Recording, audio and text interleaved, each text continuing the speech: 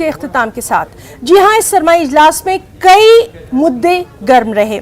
Opposition ने लखीमपुर सानहे, निजकारी और दीगर कई मुद्दों पर बहस करने की कोशिश की, लेकिन ऐवानों में शोर शराबे और हंगामे के अलावा कुछ सुनाई नहीं दिया।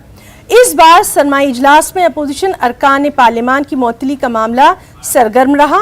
इस हवाले से अपोजिशन ने कई मुजाहरे भी किए, साथ ही साथ बात बन नहीं पाई। अपोजिशन और सरकार एक दूसरे पर निशाना साधते रहे, मोरद इल्जाम ठहराते रहे, हासिल कुछ नहीं हुआ। अवाम के मुद्दे सिर्फ मुद्दे रहे। मौजूदा सरमाई इजलास 29 नवंबर को शुरू हुआ था। इजलास की कार्रवाई 23 दिसंबर तक जारी रहने वाली थी। सरमाई इजलास में हुकूमत ने कई अहम बिलों को मंजूर किया है।